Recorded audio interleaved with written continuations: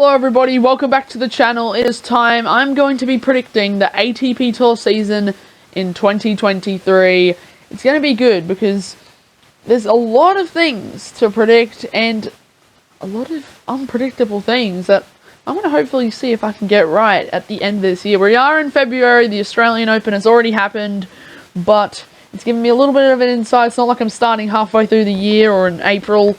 We're here now, so let's get into this.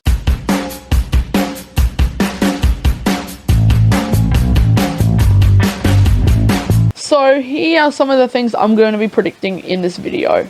2 bold predictions, so not just one bold prediction out of anything that could happen this season.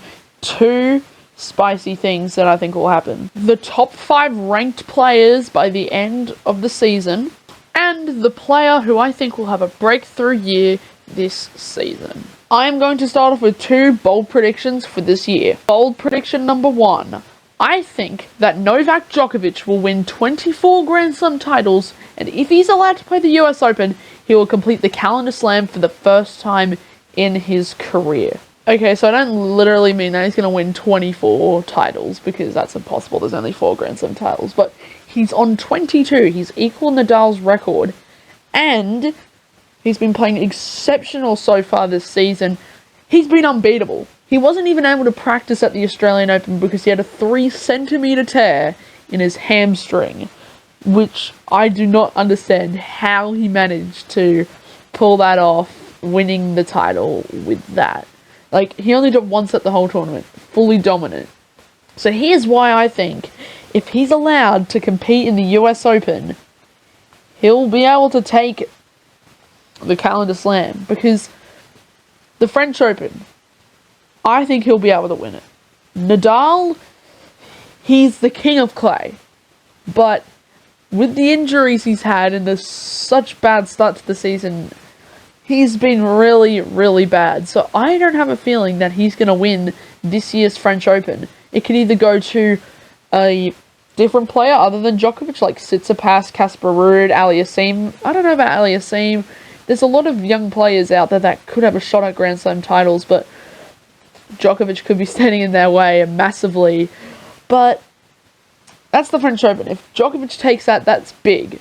That's 2 Grand Slam titles won. He did that in 2021. He played 4 Grand Slam titles, won 3, lost 1 in the finals at the US Open. So it was very close. Wimbledon, he has dominated over the last few years. He's won 7 titles, I'm pretty sure it is now. 7 titles. That's 1 away from Federer's record 8 at Wimbledon. Very crazy. And he hasn't lost a match at Wimbledon since 2017, which is quite crazy to think about.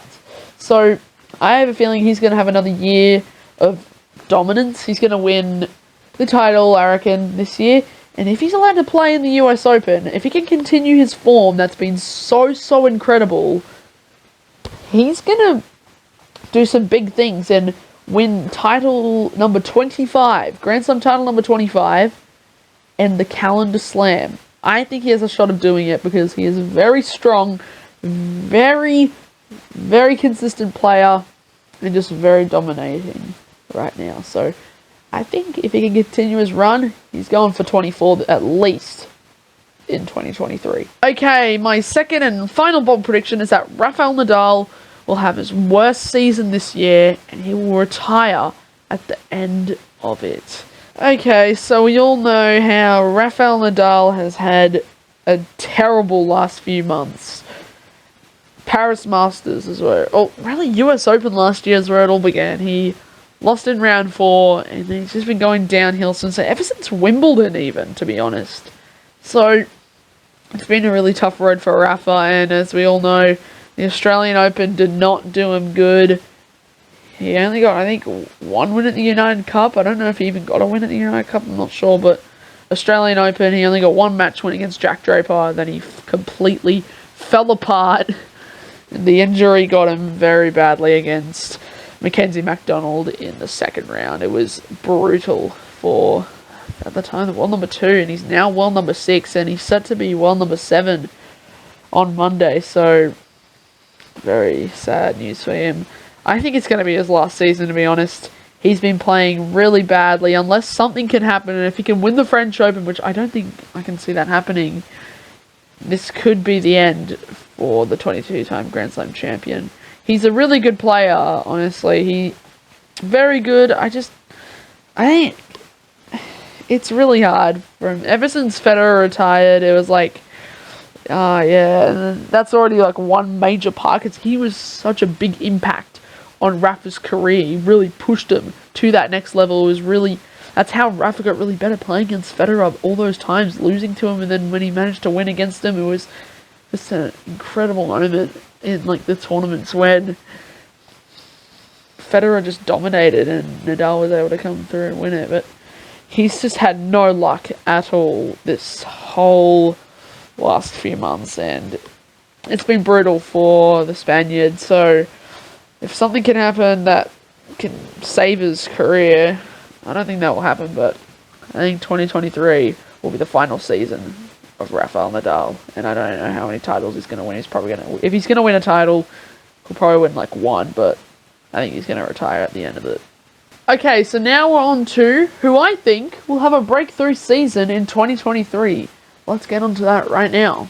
Okay, so I know that you might not think this is really like a player that could be a breakthrough, but I'm still going to count it anyways, considering how his career probably could have been ended like years ago, but he's like playing, he's back and very consistent. So let's just do this. Andy Murray, yes, I know this sounds bad. It's probably just as bad as saying Fernando Alonso is a young driver and he has a lot of potential to become a Rookie of the Year award, but basically he's 41, he's turning 42 this year, and he's like, what? He's like, yeah, I don't know, I get sidetracked anyway, but Andy Murray, he's 35, yes, I know, but 2019, I don't know, was it 2019 or 2020, he had a terrible injury, his career could have ended, but he's back, playing 5-hour matches at the Australian Open, nearly a 6-hour match against the Nasi Kokonakis that went till 4 AM, by the way. And then, last night, against Zverev, a 3-hour match to decide who makes it through to the quarterfinals. I think it was the quarterfinals. It was unbelievable. Absolutely incredible. He has done an amazing job so far this season.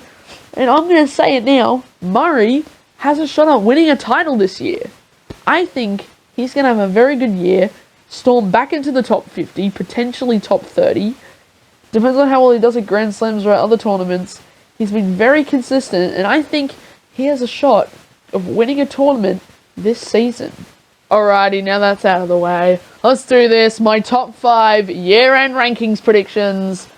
Let's go. World number 1, year-end number 1, will be Novak Djokovic. I'm going to say that now.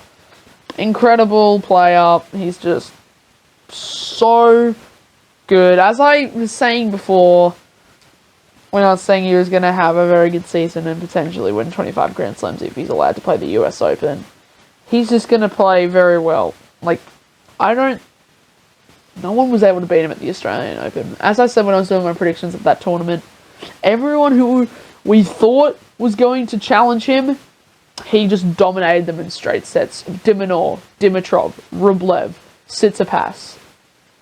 Wow, it was just unbelievable. So, Djokovic will be our world number 1 by the end of this year, 100%, I reckon, unless something major happens. World number 2, I reckon, is going to be Stefanos Tsitsipas, and here is why. He is a very good player. He has got a shoulder injury at the moment, though. He's bowed out of Acapulco, unfortunately, so that's some big points he's going to lose. Like, out on, I don't know if he's going to drop anything, but I don't know. He's a very good player. Australian Open, he played very well. Clay court season, he does extremely well, especially at Monte Carlo Masters. He plays exceptionally well there. He's won 2 titles in a row. I think he has a shot at overtaking Carlos Alcaraz for world number 2 by the end of the year. Alcaraz is a very good player, but I think Stefanos might raise a challenge here. World number 3, I think, is going to be Carlos Alcaraz. He came back from injury and, excuse me, what? He just won every match, won the title. I understand it was a 250 tournament, but he beat Cameron Norrie, who was in form when Alcaraz hadn't played since October. Like, that's crazy. So, he's a very good player. I think Alcaraz is going to do quite well this season. If something happens, which I think will, which is why Stefanos Tsitsipas will become world number 2 in my opinion, I think Alcaraz will be world number 3 and still be in a really high position. Now, I don't know if I'm allowed to do this, but I really don't know between these two. It's going to be very close. I'm going to make my own rules, so I'm just going to say it anyway. I think Casper Ruud or Daniil Medvedev will be world number 4. It's very close between them two. Very good players. Casper Ruud, he's had a shaky start to the season. It hasn't been the best for him. But Medvedev, he didn't have a very good Australian Open. But that Rotterdam tournament, woo, he played very well. So, I have a feeling he's currently world number 8. I think he can do very big things. I reckon he's going to jump up some spots and become world number 4, back up into that top 5 by the end of this season. And my world number 5 prediction, I think it's going to go to Taylor Fritz. Yes. Very interesting one, but I don't think last year was his breakthrough season, to be honest. I think this year will be his best season ever in professional tennis, in his professional tennis career. He won Indian Wells. Yes, that was really big for him. I don't know if he's going to win another Masters title this year. I reckon he has a shot at doing that. He can win some tournaments this year. He's a very good player. He had a good start. He won... Yes, it was the United Cup. He won Team USA the United Cup. I don't know where he made it in the Australian Open. I think he got beaten by Alexei Popyrin, but that wasn't bad. It was a crazy tournament. Everyone was getting beaten by everybody.